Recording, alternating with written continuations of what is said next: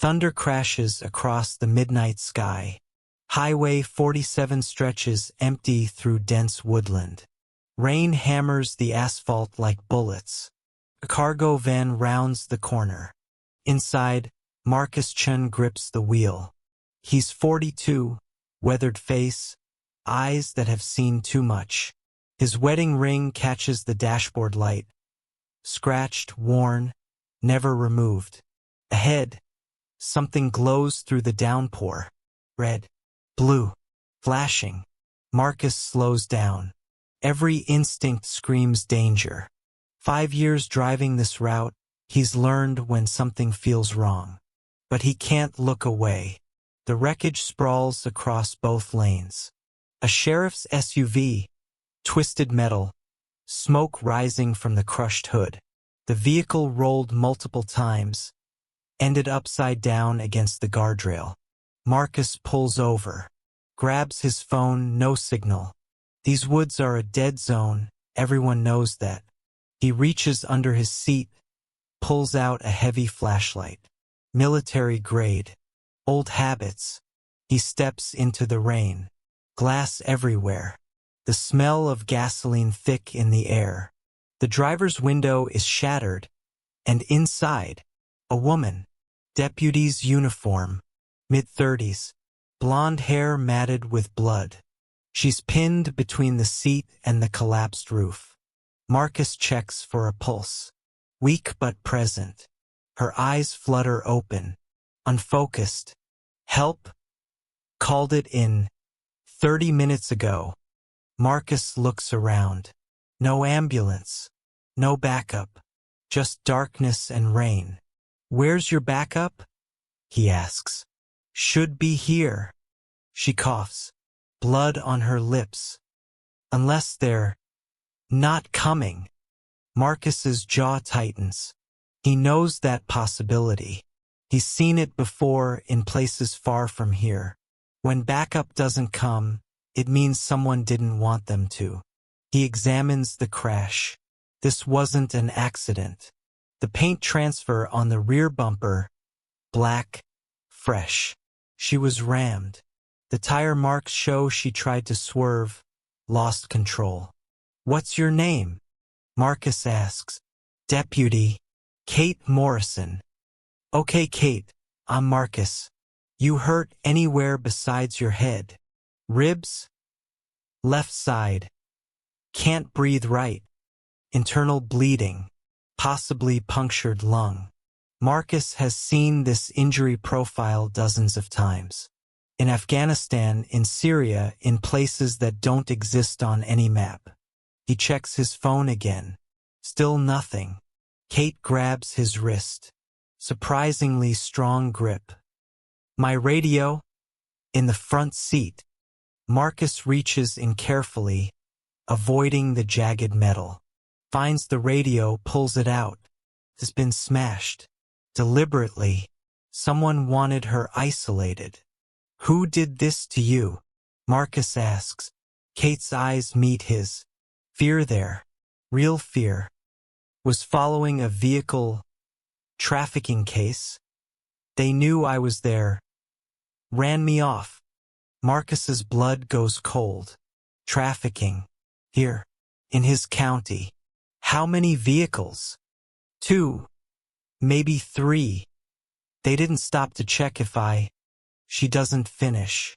Doesn't need to. Marcus makes a decision. He's made it before. Always the same choice. Never leave someone to die.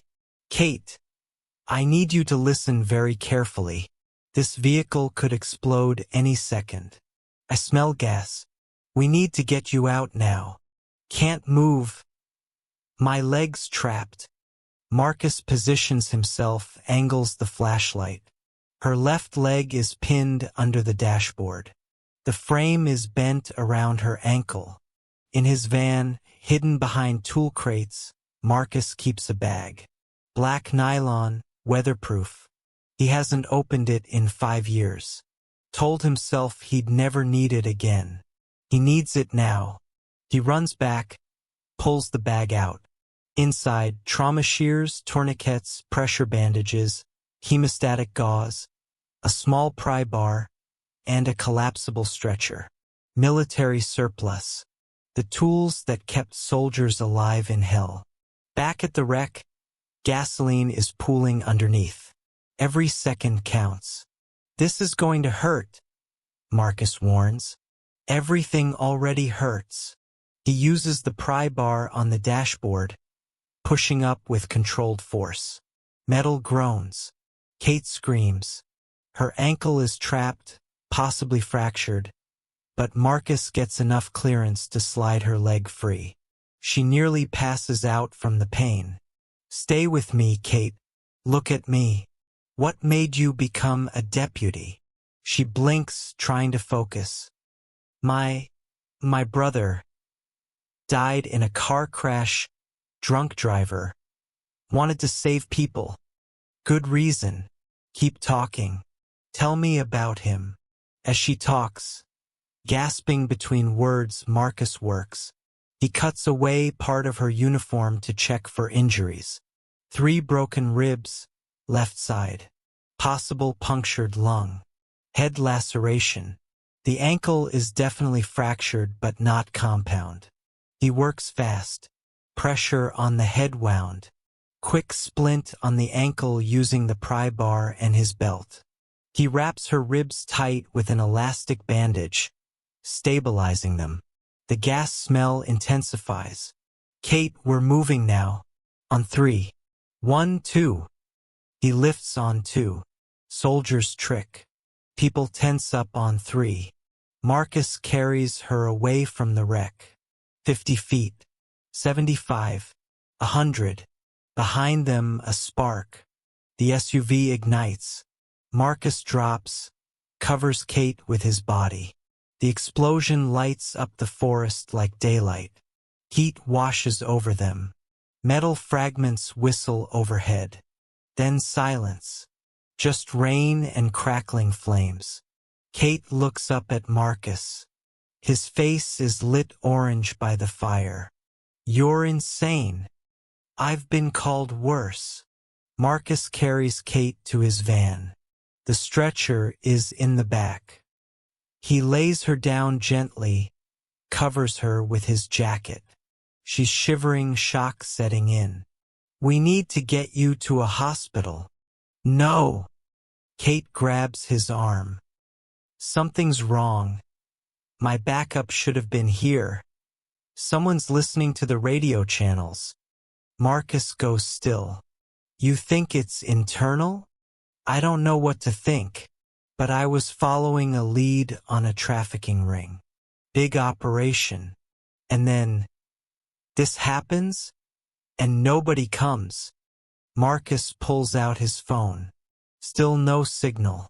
They're at least 3 miles from the main highway, where he might get coverage. I'll drive you to County Medical. 20 minutes. Kate's eyes widen. No. Not there. If they're listening, they'll know where I am. Take me to St. Michael's. Next county over. 40 minutes but safer. Marcus nods. Smart thinking. As he drives, Kate drifts in and out of consciousness. Marcus monitors her breathing, her pulse. He's done this before. Kept people alive through long transports with inadequate equipment. Marcus. Her voice is weak. How do you know all this? The medical stuff. Used to be a paramedic. The lie comes easily. Simpler than the truth. Bullshit. I've seen paramedics work. This is something else. Military? Marcus doesn't answer. Special forces? Kate presses. Trauma medic? Does it matter? Yeah, because I need to know if I can trust you. Marcus glances at her in the rearview mirror. You're alive. That's all the trust you need. They drive in silence. After 15 minutes, Marcus's phone picks up a signal. 1 bar. I'm calling 911. Wait. Kate's voice is stronger. Listen to me. Whatever this trafficking ring is, it's big. Protected. If we call it in through normal channels, word gets out. They'll know I survived. They'll come after me. After you. Then what do you suggest? My partner. Deputy Rob Hayes.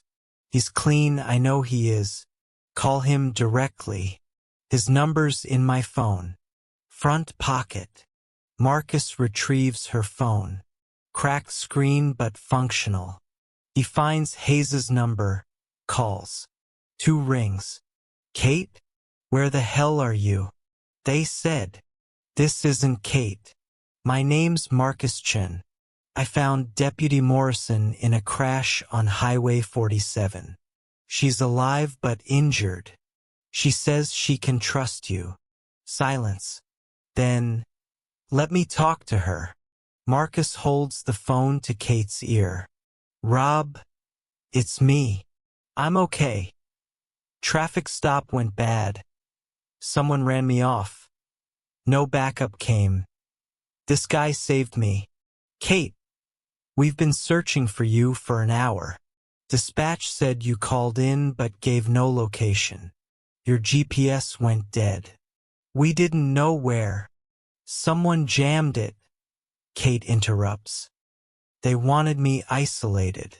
Listen, Rob, the trafficking case is bigger than we thought.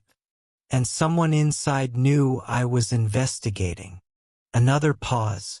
Where are you now? Headed to St. Michael's. Don't tell anyone. No radio calls. No official channels. Just you. Understood. I'm leaving now. Kate, I'm glad you're okay. She closes her eyes. Me too. St. Michael's Hospital. Emergency entrance. Marcus pulls up, hits the horn. Orderlies rush out with a gurney. GSW? One asks, seeing Kate's condition. Car crash. Possible punctured lung. Broken ribs. Fractured ankle. Head trauma. They will her inside. Marcus starts to leave but a nurse stops him. Sir, you need to give a statement. I already called it in. Hospital policy. Please wait. Marcus sits in the waiting room. Fluorescent lights. Plastic chairs. CNN playing on the wall-mounted TV. He feels exposed. Vulnerable. He hasn't been inside a hospital since. The memory hits him hard. 5 years ago. Different hospital. His wife, Jennifer, on a table just like Kate's. Gunshot wound. She'd been a social worker, investigating child abuse cases. Someone didn't like her asking questions. The case went cold. No arrests. No justice. Marcus left his old life behind. Special forces, covert operations, 20 years of service. He'd saved strangers in war zones but couldn't save his wife in his own hometown. He became a ghost. Cargo driver. Quiet life. Tried to forget. But you never really forget. A deputy enters the waiting room. Not Hayes. Older guy, sergeant stripes. You Marcus Chen? Yeah. I'm Sergeant Mitchell. Need to ask you some questions about Deputy Morrison. Marcus nods. Expected this. What were you doing on Highway 47 at midnight? Delivery run. I drive cargo overnight. See anyone else on the road? No. Just the wreck. Mitchell writes this down. Deputy Morrison says you performed advanced medical treatment. Where'd you learn that? I was a combat medic. Army. Long time ago. Mitchell's eyes sharpen. How long ago? Discharged 5 years back. Honorable discharge? Yes. Mitchell studies him. You know, I've been doing this job 30 years. I can usually tell when someone's hiding something. You hiding something, Mr. Chen? Marcus meets his eyes. Everyone's hiding something, Sergeant. But I'm not hiding anything about tonight. I found Deputy Morrison. I saved her life. That's all there is. Mitchell closes his notebook. Deputy Hayes vouched for you. Said Kate trusts you. That's good enough for me. For now. He leaves. Marcus exhales slowly. A doctor approaches. Young, tired. You brought in Deputy Morrison? Is she okay? Stable. You saved her life. Another 30 minutes, she would have bled internally. The field treatment you provided was exceptional. Where did you train? Army Medic Course. Fort Sam Houston. The doctor nods. Well, you haven't lost your touch. She wants to see you. Kate's hospital room. She's propped up, bandaged, for in her arm. Looks better than she did an hour ago. Hey, stranger, she says weakly. Marcus enters, stays near the door. How you feeling? Like I got hit by a truck. But alive, thanks to you. You would have done the same. Maybe, maybe not. She gestures to the chair. Sit. We need to talk. Marcus sits. Kate's expression turns serious. Rob told me something while you were out there. 3 other deputies investigated this trafficking ring over the past 2 years. All 3 died. Car crashes, home accidents, 1 suicide. Officially, at least. Marcus's stomach tightens. You think? I think someone's killing cops. Someone with access to our investigations, our movements, our communications. Someone inside the department. Do you have proof? Not yet, but I have a theory. 2 weeks ago, I interviewed a girl who escaped from a trafficking house. She told me they move people through the county every Thursday night. Like clockwork. I was going to set up surveillance, but then this happened. Who knew about your interview? Only Rob, and whoever reads the case files, which, in a small department like ours, could be anyone. Marcus leans forward. Kate, you need to step away from this. Let someone else handle it. There is no one else. If I stop, they win. More kids get trafficked. More victims. And if you keep going, you die. Is that worth it? Kate's eyes burn with determination. My brother died because someone made a mistake. A drunk driver who should never have been on the road. Nobody stopped him. Nobody saved my brother. I became a deputy so I could be the person who stops the bad guys. Who saves the victims. So yeah, it's worth it. Marcus recognizes that look. He's seen it in the mirror. The look of someone who's lost everything and has nothing left except purpose. You're not doing this alone, Marcus hears himself say. Kate blinks. What? If there's a trafficking ring operating in this county, and if cops are dying because of it, then you need help. Real help. Not just backup that might be compromised. And you're offering to help? Why? Marcus looks out the window. Rain's still falling.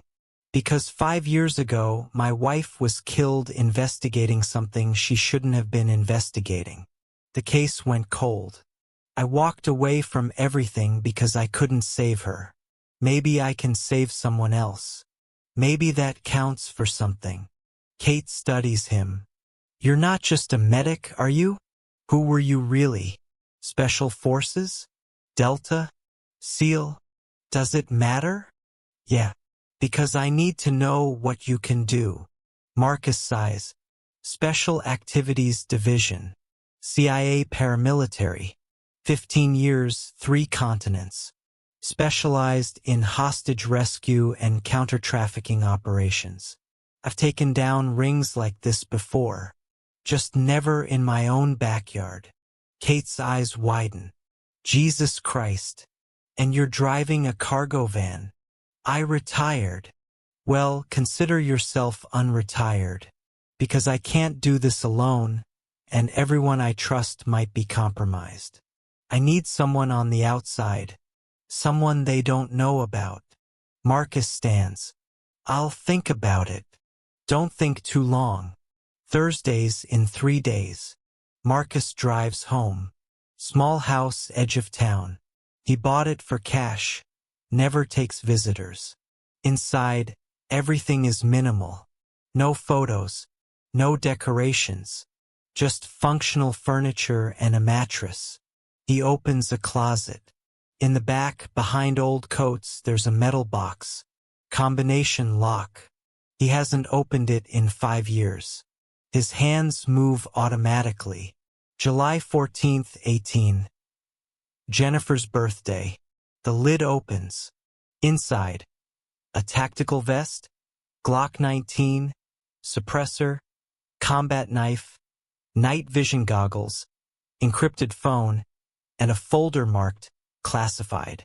His old life preserved in a box. Marcus closes it without taking anything out. He thinks about Kate, about her determination, about the kids being trafficked while everyone looks the other way. He thinks about Jennifer, about how she died because he wasn't there. The decision is already made. He just needs to accept it. Next morning, Marcus calls Deputy Hayes. They meet at a diner outside town. Hayes is mid-40s, built like a linebacker, genuine smile. You must be Chun. Kate told me you're insane. Seems to be the consensus. They order coffee. The waitress leaves. Kate says you want to help with the trafficking case. Hayes says quietly. She says you're clean. That true. Far as I know. But I can't promise everyone at the department is. Then we work off the books. You feed me information. I do the legwork. Nobody knows I'm involved. Hayes considers this. You really ex-CIA? That's classified. I'll take that as a yes. What do you need? Everything Kate has on the trafficking ring. Routes, patterns, known associates. And I need to talk to the girl who escaped. Her name's Maria, 16 years old. Mexican national. She's in protective custody. But the social worker might let you talk to her if I vouch for you. Set it up. 2 days of research. Marcus works alone, using skills he thought he'd forgotten. He tracks vehicle registrations, studies property records, maps out Highway 47. Pattern emerges. Every Thursday night, trucks move through the county. Always the same route. Always between 11 p.m. and 2 a.m. They stop at an abandoned trucking depot, foreclosed 2 years ago, owned by a shell company. Marcus stakes it out Wednesday night. Nothing. The place looks dead. Thursday morning, he meets Maria. She's small, scared, dark circles under her eyes. The social worker stays close. Marcus sits across from her, speaks softly. Maria, my name is Marcus. I'm trying to help other girls like you. Can you tell me about the place they kept you? Maria looks at the social worker, who nods encouragingly. It was a big house, in the woods, many rooms. They kept us locked in. How many girls? 10, maybe 12. They moved us every few weeks. How did you escape? A fire started in the kitchen. Everyone ran. I hid in the woods. Maria, this is important. Did you see any police officers? Anyone in uniform? She hesitates, nods slowly. Once, a man came. He wore a badge. Talked to the boss. They laughed together. Marcus's jaw tightens. What did he look like? Older. White hair. Big stomach. Hayes later confirms. That description matches Captain Denning, their district commander. 25 years on the force. respected, connected. We can't trust anyone at the department, Marcus tells Hayes and Kate at a secret meeting that night. Kate's still recovering but insists on being involved. If Denning's dirty, he has access to everything, Kate says. Every investigation, every operation. That's how they've stayed ahead of us. So what's our play? Hayes asks. Marcus spreads a map on the table. We catch them in the act. Tonight. Highway 47. I'll be there waiting. Alone? That's suicide. Not alone. You two will be backup. But off the books. No radios, no official channels. Just us. Kate shakes her head. I'm still injured. I'll slow you down. Then you stay in the vehicle. Coordinate. Rob and I go in. Hayes looks at Marcus. You're really willing to risk your life for this? I've risked it for less. Thursday night, 10:47 p.m. Marcus parks his van in the woods near the trucking depot. He's wearing dark clothes, tactical vest, earpiece for communication. The Glock is holstered at his side. Hayes is positioned on the north side. Kate is in her personal vehicle, a mile away, monitoring police frequencies. Comms check, Marcus says quietly. Read you 5 by 5. Hayes responds. Same here, Kate confirms. They wait. 11:23 p.m. Headlights approach. 2 trucks moving slowly. They pull into the depot. Marcus uses night vision to observe. 6 men exit the trucks, armed. They open the back of the second truck. People climb out. Young people, girls and boys, at least 15. Marcus's blood turns cold. Children. We've got confirmation, he whispers into the mic. Multiple victims. All minors. Jesus Christ, Hayes mutters. The traffickers herd the kids into a warehouse building. They're efficient, practiced. They've done this before. Marcus moves closer, staying in shadows. He reaches a window, peers inside. The kids are lined up against a wall, scared, some crying. One of the traffickers, a bald man with tattoos, addresses them in Spanish. Marcus's Spanish is fluent. He translates mentally. Anyone tries to run, we kill one of the others. Anyone makes noise, same thing. You cooperate, you stay alive. Maybe. A girl starts sobbing. The bald man backhands her. She falls. Marcus's finger moves to his earpiece. Hayes, you in position? Affirmative. On my signal, we breach. Target is securing the hostages, then taking down the traffickers. What about backup? We need. No time. They're about to move those kids. We do this now. Kate's voice cuts in. Wait. Something's happening on the police frequency. Units responding to your location. Marcus goes cold. Say again.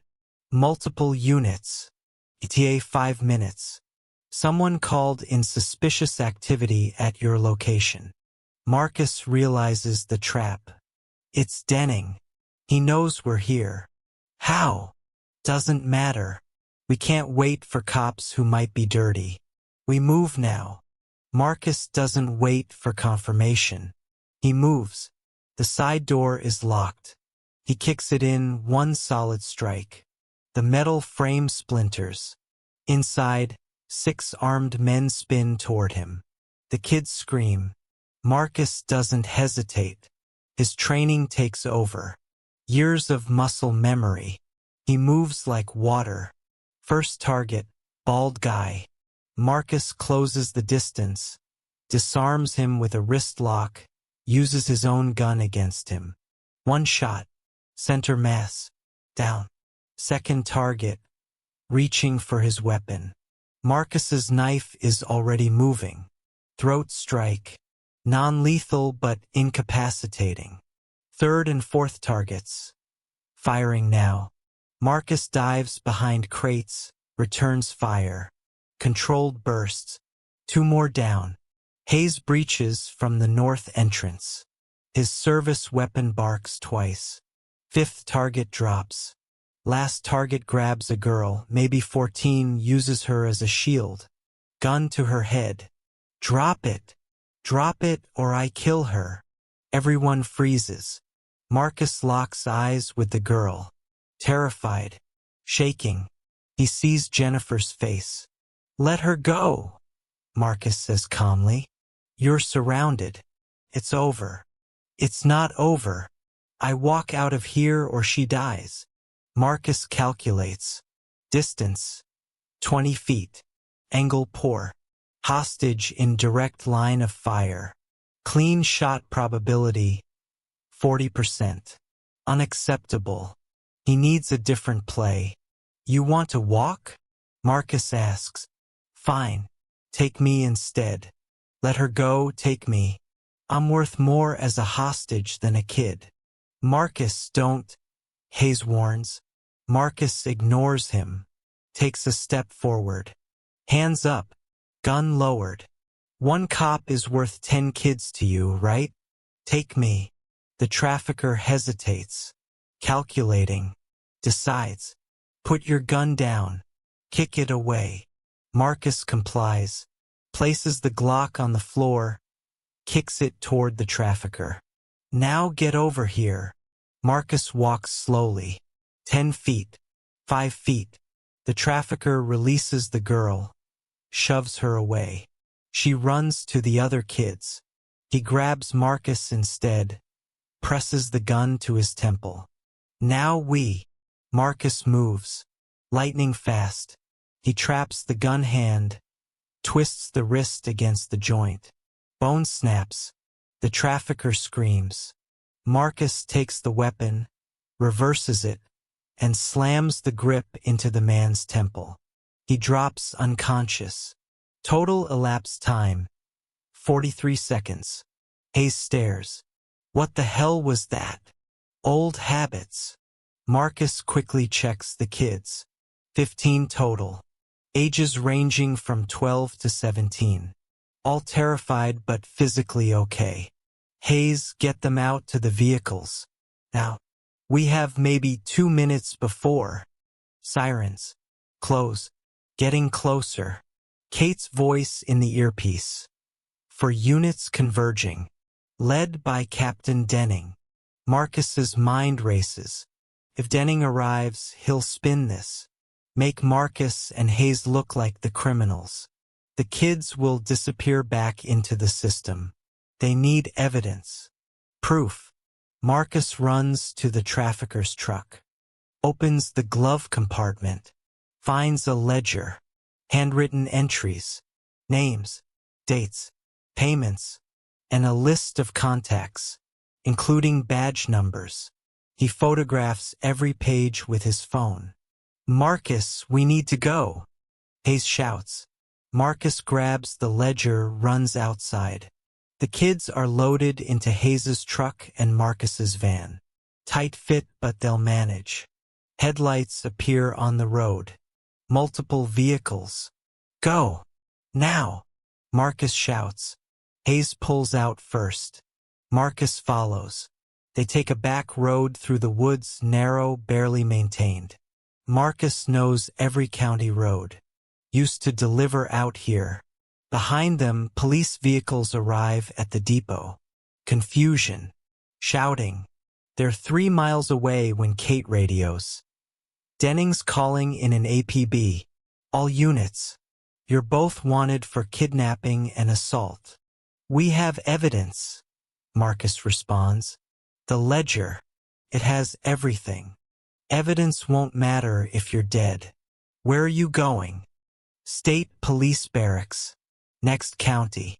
Only place we can trust. 35-minute drive. Every minute feels like an hour. State Police Barracks. 1:47 a.m. Marcus and Hayes pull up with 15 traumatized kids. The duty sergeant, a woman named Torres, comes out, sees the kids, immediately calls for backup. "Who the hell are you?" Marcus hands her his phone. "My name is Marcus Chen. Those kids were being trafficked. We have evidence of police corruption in Henderson County. We need to speak to your commanding officer. Now." Torres makes a call. Within 10 minutes, Captain Rodriguez arrives. State police investigator. Sharp eyes, no-nonsense demeanor. Marcus shows him the ledger, the photographs, the badge numbers. Rodriguez's expression darkens. This implicates 4 officers in Henderson County, including their district commander. Captain Denning, Hayes confirms. He's been protecting them, probably on their payroll. Rodriguez makes immediate calls. Within an hour, FBI is involved. U.S. Marshals. Homeland Security. The kids are taken to a secure location. Real protective custody this time. Marcus, Hayes, and Kate give statements. Everything. The crash, the investigation, the rescue. Dawn breaks. Marcus sits outside the barracks, exhausted. Kate joins him. She's on crutches but insists on being there. "You did it," she says quietly. "We did it." "No, you did it. I would have died on that road if not for you. Those kids would still be trafficked if not for you." Marcus doesn't respond. "Who were you really?" Kate asks. "Before all this? Someone who tried to save the world. Failed a lot. Succeeded sometimes. And now I'm just a guy who drives a truck." Kate smiles. "Bullshit. You're a hero. Heroes are people who don't have a choice. I had a choice. I made it. That's all." FBI agents approach. They want more statements. More details. Takes 2 days. Full debriefing. Every detail of the operation laid out. The arrests happen fast. Captain Denning. 3 other officers. 17 traffickers. The entire network exposed. The news goes national. Heroic rescue exposes police corruption. Former CIA operative saves 15 children. Marcus refuses all interviews. 3 months later, Marcus is back driving his route. Same van, same roads, different life. Kate recovered fully. She got promoted to detective. Runs the new trafficking task force. Clean department now. FBI oversight. Real accountability. Hayes became a sergeant. Good cop. Better friend. The 15 kids were returned to their families or placed in safe foster homes. Counseling. Support. A chance at real lives. Marcus drives past the spot where he found Kate. The road is clear now. Repaired. No sign of the crash. But he remembers. He always remembers. His phone rings. Unknown number. "Hello." Marcus Chen. A woman's voice. Professional. "Who's asking?" "My name is Director Sarah Michaels. FBI Human Trafficking Division. I've been reviewing your case file. Your service record. I'd like to meet with you. I'm retired." "I know. But we have 37 active trafficking cases across 4 states. Kids who need someone like you. Someone who knows how these networks operate. Someone who won't stop until the job is done." Marcus drives in silence for a moment. "I'm not military anymore. I'm not a cop. I'm just—" "You're someone who saves lives," Michaels interrupts. "That's all that matters. Think about it. We need people like you." She gives him a number. Hangs up. Marcus pulls over. Sits in the quiet van. He thinks about Jennifer. About the life they were supposed to have. He thinks about Kate. About the 15 kids. He thinks about the choice he made 5 years ago. To walk away. To hide. Maybe hiding is over. He picks up his phone. Dials the number. Michael's. Marcus Chen. When do I start? 6 months later. Marcus doesn't drive a cargo van anymore. He works with the FBI now. Human Trafficking Task Force. Off the books. No official title. Just a guy who knows how to find people who don't want to be found. He's saved 43 kids so far. Taken down 12 trafficking rings. Exposed 6 corrupt officials. He still keeps the metal box at home. Still has the tactical vest. But he doesn't hide from it anymore. Jennifer would have wanted this. For him to use his skills to protect people who couldn't protect themselves. Kate texts him sometimes. Updates on cases. New leads. She's become one of the best trafficking investigators in the state. Hayes sends him photos of his kids. Family dinners. Normal life. Marcus is happy for him. Marcus himself? He's not sure about happiness. But he's found something else. Purpose. Direction. A reason to wake up each morning. He's not hiding anymore. And somewhere out there, kids are alive because of it. That's enough. If you believe courage doesn't retire, hit that subscribe button. More stories of everyday heroes coming soon.